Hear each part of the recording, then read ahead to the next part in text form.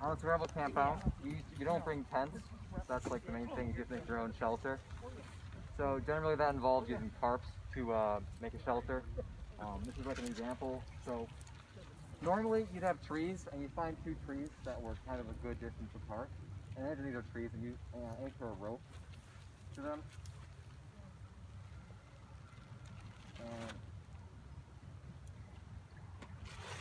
you have a rope like this, and you tie it between two different trees, and then you just put a tarp over across. That's a pretty simple shelter.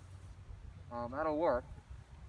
There's other ways you can do it, but you probably want to make sure your shelter is, you don't want to make a big shelter, okay? Because if it's too big, it won't, you really need it too big, it'll just be cold in there. So generally the smaller you can make it, the better. The shelter is kind of part of your civic system, so you can keep in some warmth that way as well. Anyone know what knot you would use to make the shelter? Like if you had to string up a rope between two trees and then tighten it? Any ideas? What kind of knot you would use? And no one? No. No. So, knot. This is the kind of knot you want to use. You can tighten it. So that means you've got a really taut line to string your knot rope. So this is a 2F hitches. Does everyone know how to tie this knot? Does everyone know how to tie 2F hitches knot or not? Anyone? I'm seeing a lot of no's. Okay. Why don't you guys come up here, then I can try to show you. So it's kind of, it's going to be very useful for making a shelter, trust me. It's just useful knot in general.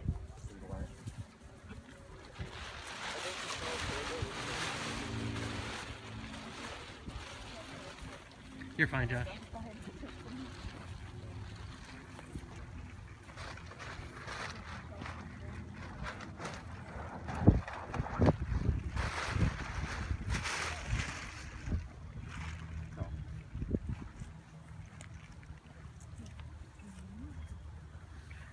Now, Nick, do you have 2 half hitches on both ends? Yeah. You don't really, okay, you really only need one on one end. I was going to say, yeah. But,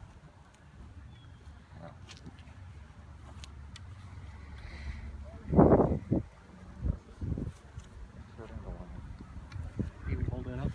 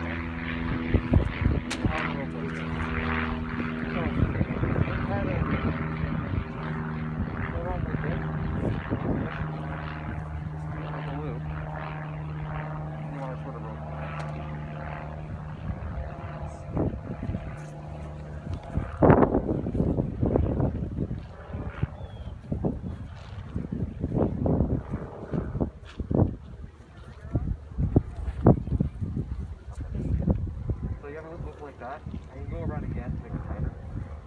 5.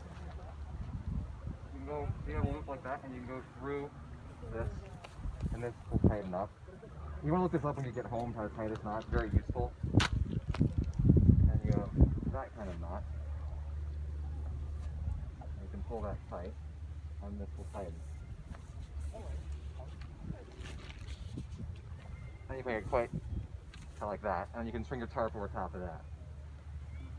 Everyone understand that? I don't have to explain it like super well, but you can look it up online. It's very useful to know that knot. Okay? And then you can get a tarp, and you go over top of that tarp, and go over top of the rope, and you can have a basic shelter.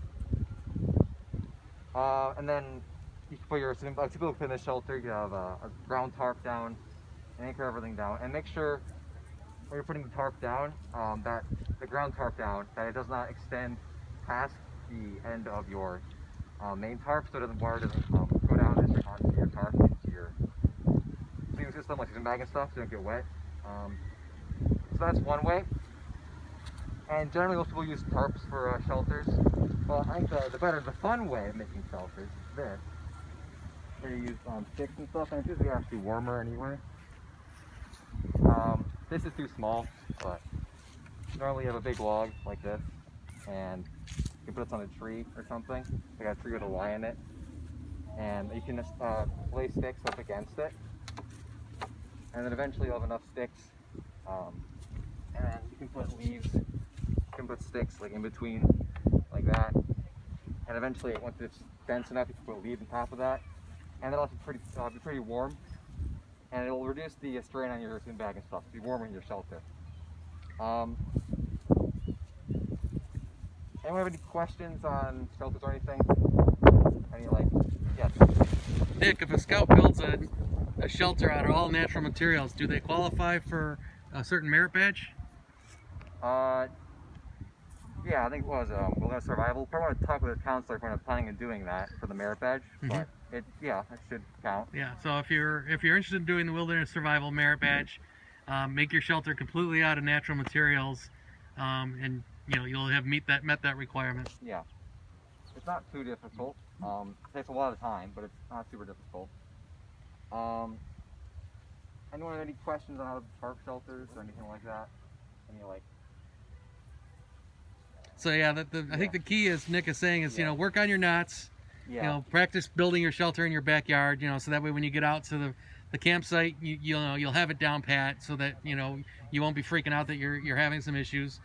And obviously work on your 2.5 hitch your 2.5 hitch knot, so that you can have that adjustable line if you're going to do something between two trees. Yeah, that's the real main knot. That's probably the most helpful for building shelters, with ropes between trees.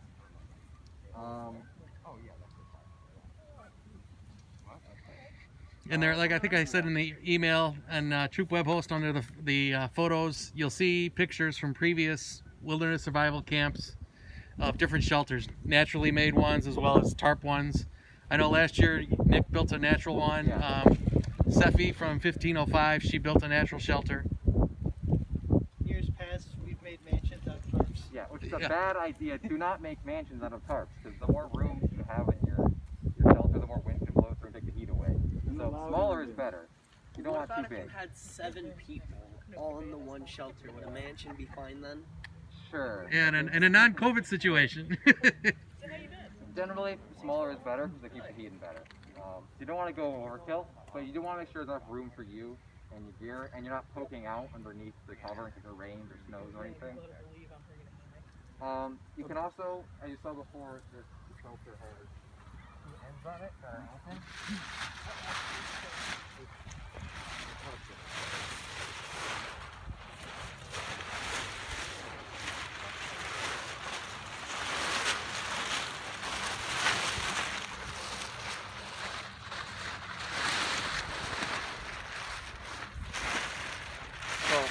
There'll be the two open ends on each side. If you really don't want that, you can try and cover this up with another tarp. Or if the tarp's big enough, you can take the tarp and you can kind of put it together and like hold it with a rope or something like that. So you have less openings for wind to get through and take away warm. If you have enough tarps, maybe use one as a door type way. That way there's no hole. You could. You want to make sure there's no way for water to get in if it rains or anything like that, or wind. So wind is a critical thing there. So yeah, it's mostly wind. Before you set up pick your site, you may want to kind of figure out, okay, the wind is coming from the west. So do I want to have a side facing the wind, and so that way I know that the wind is going to hit the side and not go through it, just in case you don't have a good door. So just again, when you're looking at site selection, when you get out there, that's another thing to consider, is which way the wind is blowing, so that you set up your shelter in a way that you're shielded from the wind. Like you want the wind to go up and over yourself, not in and through, okay, so you don't get cold in the middle of the night. These things are hopelessly noisy.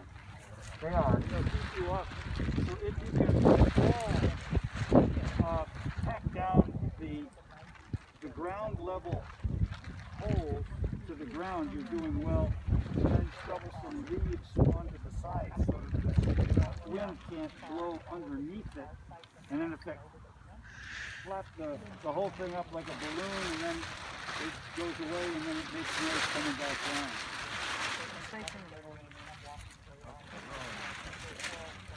You can mount leaves up against the sides. Yeah. You can also use like another stick or something. like this, if it's already staked down. To put sticks on this side to keep it from blowing.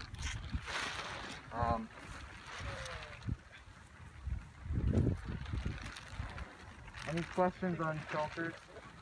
I think most people can use tarps, but I think this is a better way because it's honest, it's not as noisy, and it's actually be warmer. It's a lot harder.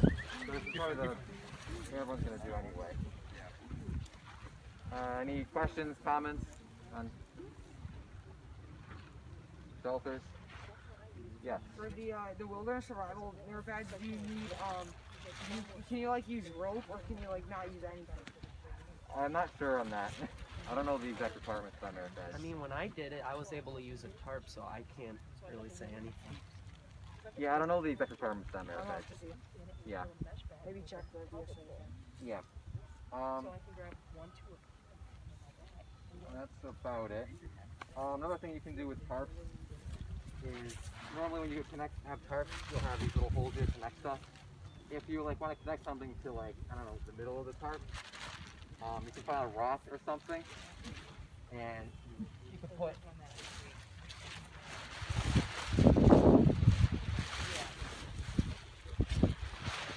a rock in the tarp, like that, and you can tie the rope around, and then you have a hold. You can also get tarp clips of some sort for places to step onto things. So there's different ways to use tarps and that kind of stuff.